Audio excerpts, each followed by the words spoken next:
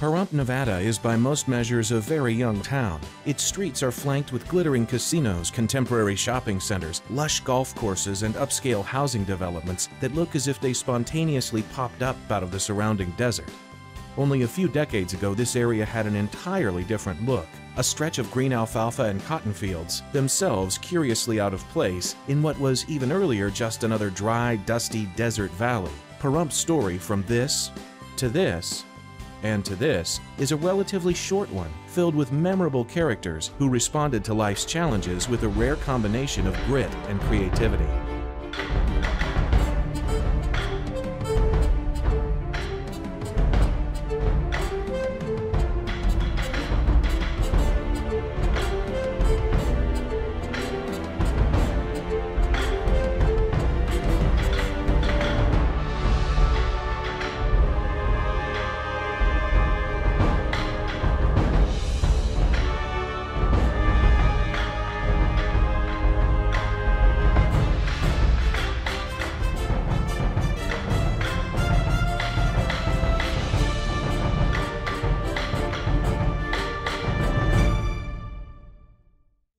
The story of Pahrump begins with water from many sources, but particularly the water that falls on the upper slopes of the Spring Mountains. The water soaks into the soil, then flows down below the valley where it fills a gap between two impermeable layers of rock. This is an artesian aquifer, the desert's most prized possession. Where the rock breaks, a spring flows, bringing vast quantities of water to the surface. Historically, Pahrump Valley had two major springs and a number of smaller ones. The free-flowing water drew humans to the valley as early as 13,000 years ago. More recently, this was home to members of the Southern Paiute Indian tribe. Indeed, the name Pahrump comes from the Paiute language. Pa means water, and Rimpi means rock. Pahrumpi, water flowing from rock. The modern history of Pahrump begins here at what is now the Mountain Falls Golf Club, the site of one of the larger springs, Mance Springs. This is where Joseph and Margaret Yount settled with their family to build Mance Ranch, which was not their original intention. Well, the Younts were in Oregon, and they decided to emigrate from Oregon and go to Arizona. The trip would bring them through this area of Nevada. Unfortunately, they were waylaid by a tribe of bad Indians, not the Paiutes. The Indians have killed every one of their draft horses. Any animal, mule or horse, that had a collar mark on it, they killed it. What are we going to do? They are literally in the middle of nowhere. And they went to the Yount Ranch, or at that time it was the Jordan Ranch, or the Mance Ranch, and they negotiated a deal for the ranch. It consisted of a mud hut and a garden. So here's Joseph and Margaret Yount and all these kids go down and begin a life at the Mance Spring in a mud hut and a garden in probably it was early 1877. And of course it was a disconcerting experience for Margaret. She at one point asks Joseph, she said, probably in exasperation, "Where are we?" And he says, "Well, let's see, I don't have the exact figures, but it's 400 miles to Salt Lake City. It's 200 miles to San Bernardino, and the nearest post office is 40 miles. You can just see Margaret, she probably broke down in tears because she's got a small child and all these other kids. The Yount family included their eldest daughter, Maud, and her husband, Harsha White. Together, they built Mance Ranch into a showplace of southern Nevada. The Younts were very ambitious people, and they started growing crops there. And they were very efficient and very successful in growing vegetables and fruits that could be sold. Joseph even went down to Southern California and came back with all kinds of grapes. What do you call them? Seedlings or whatever. And before long, they're producing wine there. The crops became large enough for them to make a market for them.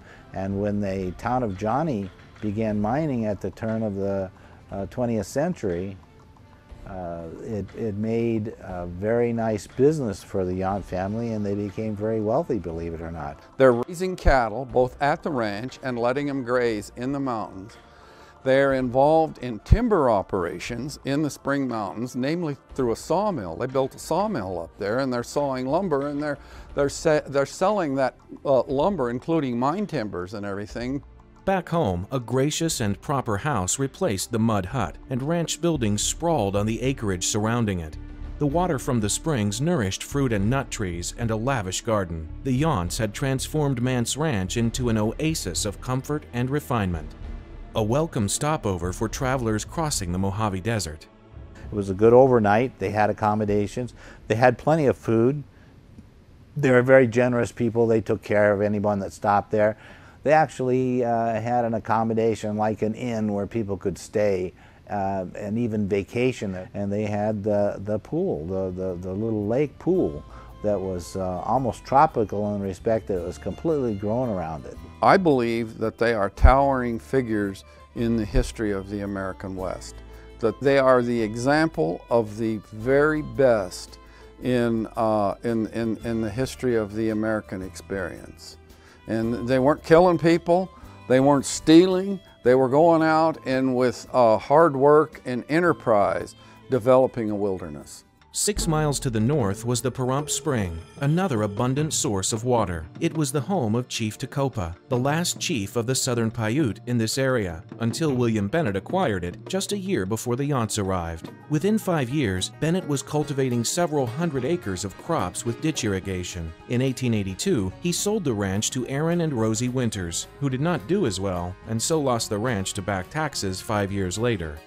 Over the next few decades, the Pahrump Valley Ranch changed hands several times, its productivity varying with ownership. As with the Mance Ranch, the main market for its produce was nearby mining towns, which brought in a steady stream of profits, even though getting the goods to market meant traveling over tens of miles of desert roads that were little more than ruts in the sand.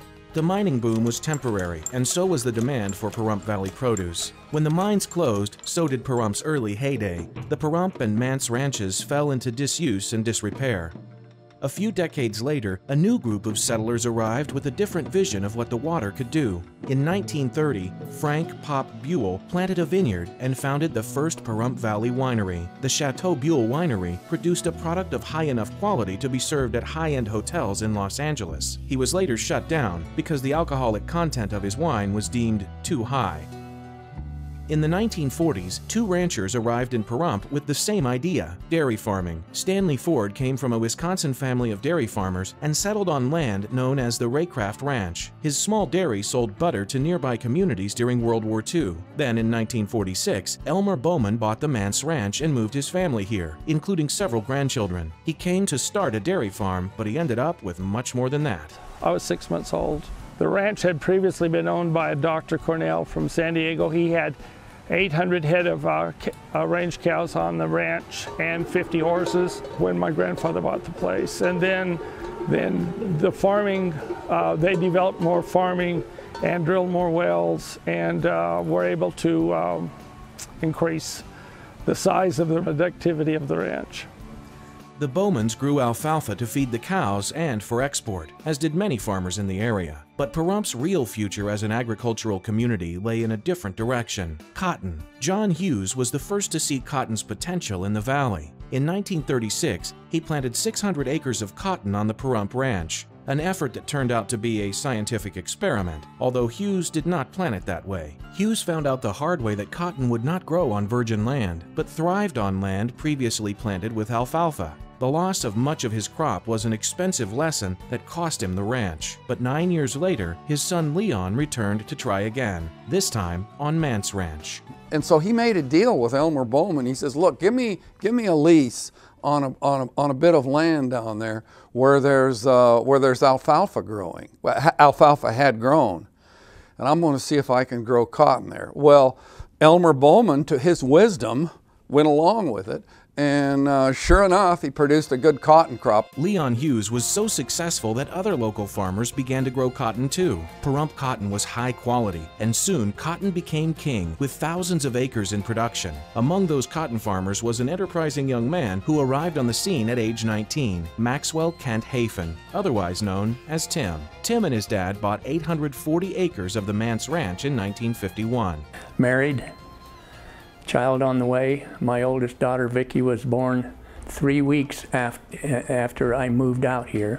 Now, the only road out was north over Johnny, and it was just rocks. No electricity in the summer. I didn't have a generator for a couple of years.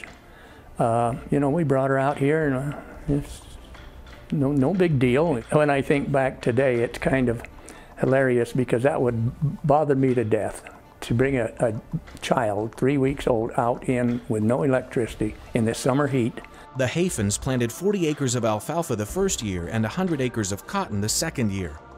The biggest challenge was getting the cotton to the gins. The first year we tried to use trailers and trucks with big high racks, and you'd physically by hand or by feet tromp it in there to get all you could get to take it to Bakersfield, California for ginning. Well, that didn't work out very well because you couldn't really get a lot of weight on a truck. But it was discovered that you could put cotton through an old 3-wire hay press. You would drop a wooden block down in the bale chamber. As it worked its way back, then one person pushed the wires through that wooden block with slots in it on one side of the baler, and then on the other side a guy hand tied them, and then almost a perfect bale came out the back. It was ingenious and uniquely Pahrump, but the advancement that made the biggest impact on Pahrump's cotton industry came in 1954, the construction of Highway 160. Before that, getting anywhere took considerable effort. From here in the south end of the valley, it's almost 40 miles to Highway 95 over in 1951 until 1954, over a very rocky, rough road. Especially in the summertime, vehicles didn't have air conditioning, refrigerated air conditioning. So you had to leave the windows down to keep from smothering. So that road to Highway 95 got extremely dusty. And what we used to do, depending on what we were going to do, we'd take some better clothes and drape it in a sheet, hang it behind the seat of the pickup. When we got into the edge of Las Vegas to a service station, we'd stop and go change clothes because the clothes we wore in there was so dusty, it just kind of wasn't presentable.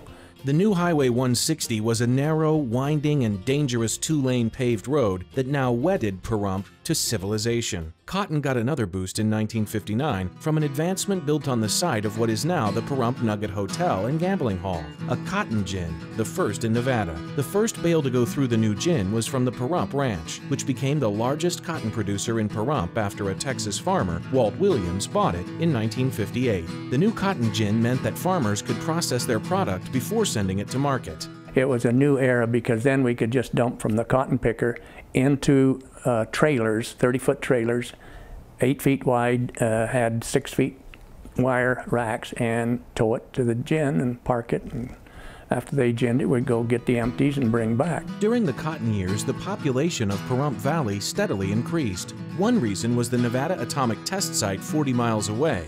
Workers brought in to work at the site during the Cold War lived in surrounding areas, including Pahrump. Other residents came to claim a piece of the American dream through homesteading, which gave them title to land if they farmed it for 5 years. The homesteader who lived at the end of this road was Roy Menkins. My dad would work at the test site all day long. He went to work at the test site at 4:30 in the morning. He'd get back from work about 6 at night, and he worked till 10 o'clock. We did this every day for, I don't know, 8-9 years. I farmed, my sisters farmed, my mom farmed, our neighbors would come help. That's one thing about the old days. You were always harvesting somebody else's fields. You were always fixing somebody else's tractor. You couldn't survive by yourself. Life in Pahrump during these years wasn't exactly easy. There was no oiled roads, there was no electricity, there was kerosene. Everybody had used lanterns, and our family did lamps. Electricity came out of your generator. Most everybody would have set up a couple hours of electricity in the evening. You'd run your generator for a little while at night. As far as cooling, that really was tough. You would hang burlap sacks in your windows, and when the wind blew, you would turn the water to dribble on the burlap. The burlap would get wet, the water would run through the burlap, and you would get whatever cool breeze you could get off of that. When it was 117, that was a bit tough. We had water, the well that we developed, a big stream ran right by the house. We went out and dipped buckets of water and used for our cooking and washing, and you could go take a bath in that stream. Hell, it was a pretty big ditch. These dirt roads are poof dirt, and if it rained, you're there. You couldn't get out unless you drove your tractor. You could not drive a car down these roads. You had to drive your tractor to get uptown. Uptown included the old Pahrump trading post. It was made out of railroad ties. They had one end, there was a room there for a post office, so that and mail came in once a week in the early days, and then twice a week later on. And so you had to go up there and get your mail. And the store itself carried the staples mostly, but if you wanted, they would go to Las Vegas once every 2 weeks maybe to get supplies. It sounds primitive, and it was. Even so, Pahrump residents thought they had it pretty good. Pahrump was probably one of the most beautiful garden spots you've ever seen. When you would come down the road from Vegas, the Mance Ranch was in full cultivation, and I don't know how many thousand acres there was, but it was all green. Everything was green. There were artesian ponds and ones that used for irrigation, but when we were kids, we had a place to go swimming all the time, and it was always, the water was always 58 degrees because it was all pumped out of these wells.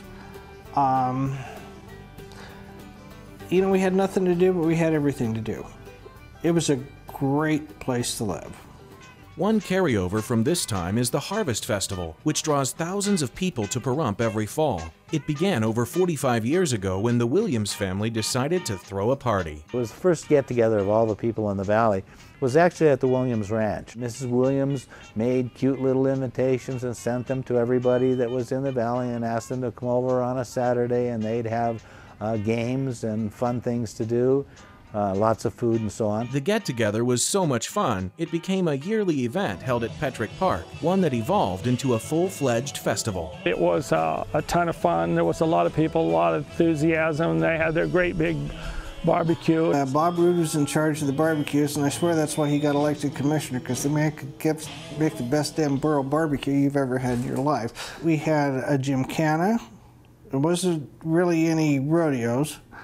We set up horse races because all the farmers had horses, and everybody had the fastest horse, so we decided it was put up or shut up time. And that's what started. Then we went every year and we started adding to, and we even put a racetrack that went north, quarter-mile racetrack, and we had some great races for a long time.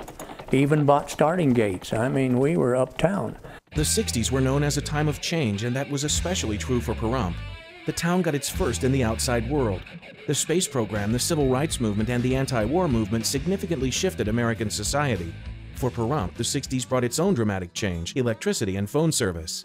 Because there were so few people here, the cost of supplying electricity and telephones to the valley was too high for many years, and it took a great deal of effort from a few individuals here in the valley to finally bring electricity here in 1964.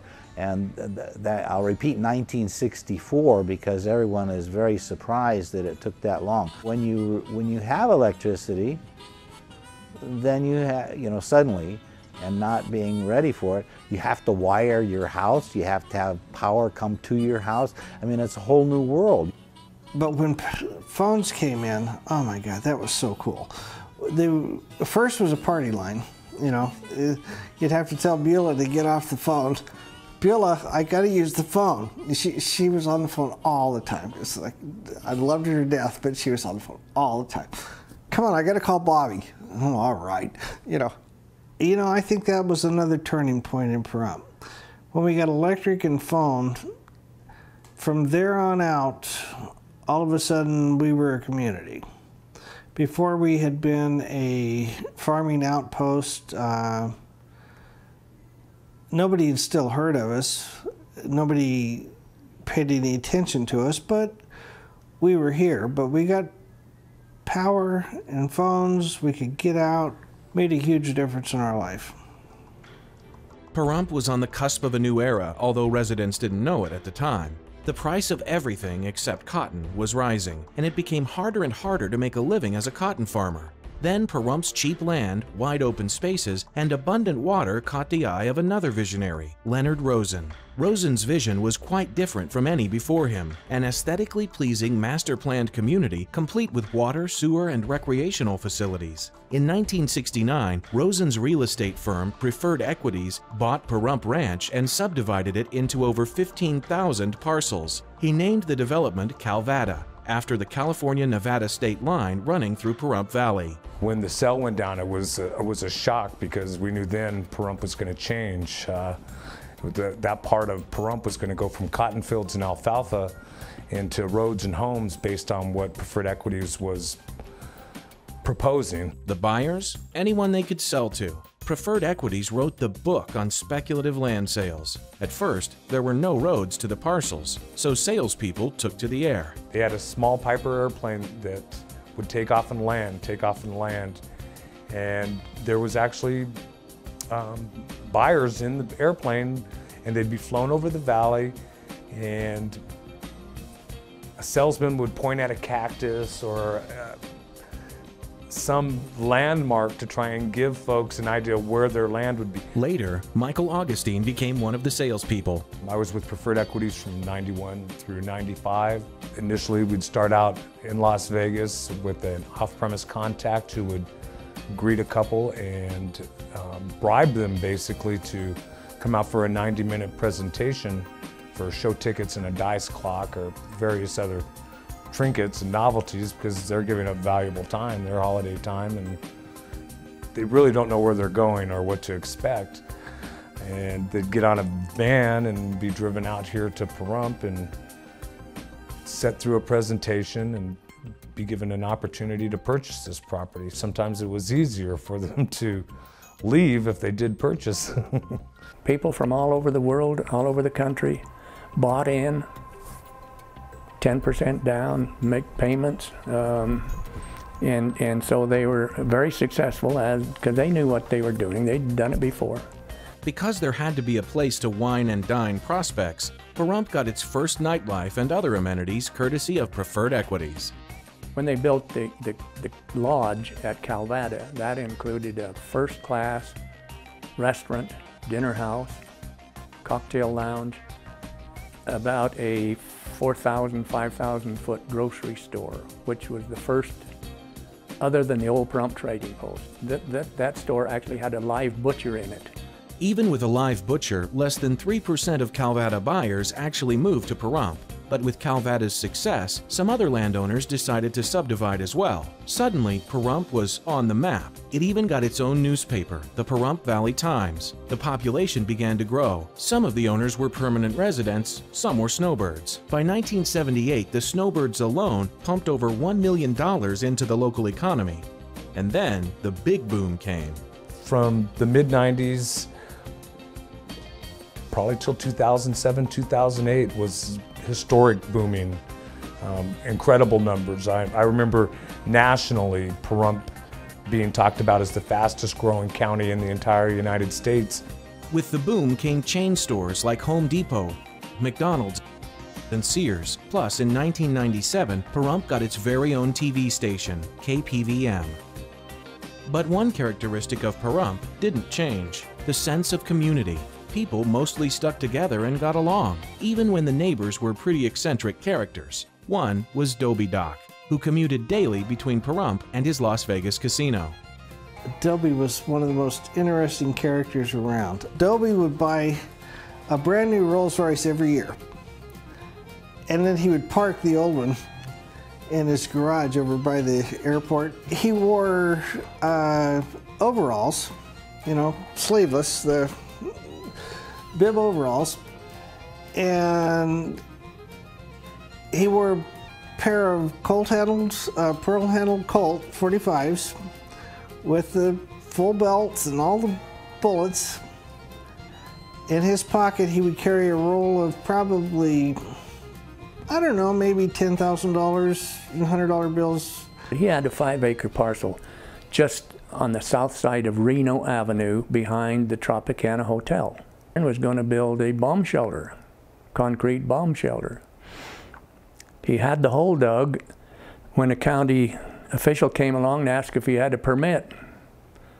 Well, things deteriorated from that point, and he said, "I'm not getting a permit," and so they closed him down.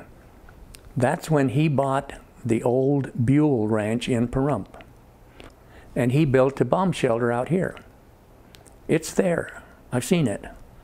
There's a bomb shelter on that ranch, and it's a pretty nice one. But few stories match that of Las Vegas gambling executive Ted Binion and the fortune he buried in the parking lot of the Pahrump Nugget. It wasn't long after that till he died under suspicious circumstances, and then one of the folks involved in being charged with his death was the one that contractor that built the bunker for him, was out here digging it up, and with a large track hoe. He got in trouble when, if he'd have done it in the middle of the day, it would have been a lot less obvious, but he got into the night and he was checked up on, "What are you doing?" "Well, the Binion's estate told me to do this." And they got to checking it out, and he knew where all that stuff was, and he didn't have permission to do that. The story and subsequent murder trial was front-page news for years. Today, Pahrump continues to be in growth mode, although the Great Recession did slow things down. Even so, promising new businesses are locating here, including the Pahrump Valley Winery and the impressive Spring Mountain Motor Resort and Country Club, where auto manufacturers test their vehicles and wealthy racing enthusiasts garage and drive their own personal race cars. Luxury hotels are in the planning stage. Pahrump, the town where water flows from rock, is fast becoming one of the West's most desirable new cities. Great people, great place to live, wonderful for kids, and I'm never going to move. I'm going to travel, but it's home, and I'm proud to call it home.